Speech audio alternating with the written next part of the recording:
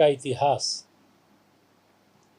जब श्री अखिलेश यादव, जो इस समय समाजवादी पार्टी के अध्यक्ष हैं, मुख्यमंत्री थे, तो इन्होंने उन आतंकवादियों के ऊपर से मुकदमा वापस लिया था जिन्हें बाद में माननीय उच्च न्यायालय ने मना कर दिया, और उस पर लंबे समय तक जब माननीय न्यायालय के समक्ष मुकदमा चला तो उसमें कई को फांसी और कई को उम्र कैद की सज़ा हुई। समाजवादी पार्टी आतंकवादियों की समर्थक पार्टी है। इनका जो ढोंग है वह उजागर हुआ।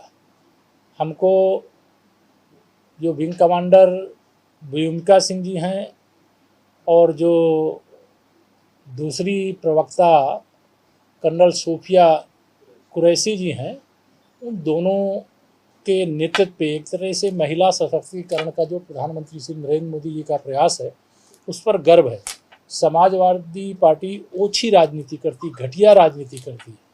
उसकी सोच सदा से दलित विरोधी रही है, सदा से आतंकवादी परस्त रही है, सदा से मुस्लिम तुष्टीकरण की राजनीति करने वाली रही है।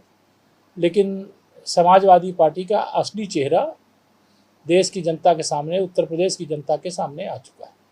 सर, रामगोपाल यादव ने एक ट्वीट किया है, उसमें उन्होंने कहा है कि उत्तर प्रदेश में जहां पर जाति धर्म देख करके कार्रवाइयां की जाती हैं, वहां के लोग ऐसी बातों को लेकर के सवाल उठा रहे हैं, प्रदेश सरकार पर निशाना साध रहे हैं। ये काम समाजवादी पार्टी की सरकार के समय होता था। जब समाजवादी पार्टी की सरकार होती थी तो विशेष तौर से हिंदू त्योहारों के समय बिजली गायब हो जाती थी। हिंदू धर्म यात्रा जो चलती थी, तीर्थ यात्रा जो चलती थी, चाहे वह कांवरियों की यात्रा हो, चाहे रामनवमी की यात्रा हो, चाहे दुर्गा नवरात्रि की पूजा का हो, ऐसे समय उसमें व्यवधान डालने का काम किया जाता था, चाहे होली हो चाहे दिवाली हो।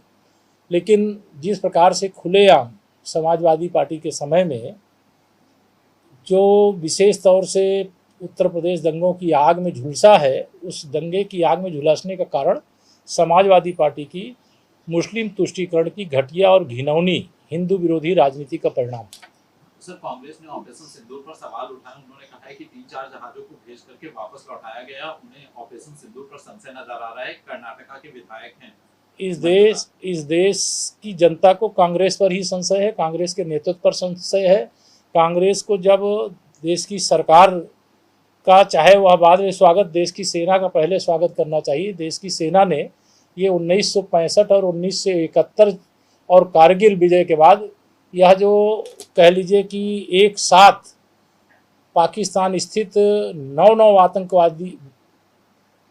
9 से अधिक आतंकवादी अड्डों को सीधे निशाने पर ले लिया। इतनी हमारी सेना सक्षम है। ये हम लोग भी बाद में जाने, जब सेना ने यह कार्रवाई कर दी कि अगर वह आतंकवादी सेना के संरक्षण में भी कहीं छिपे थे तो उनको भी वहीं पर घुस करके मार देने का काम हमारी मिसाइलों के द्वारा किया गया, हमारे ऐसे शस्त्रों के द्वारा किया गया, जिससे यह पता चलता है भारत पाकिस्तान को उस औकात में पहुंचा दिया है कि अब कभी भारत से टकराने का दुस्साहस नहीं करेगी।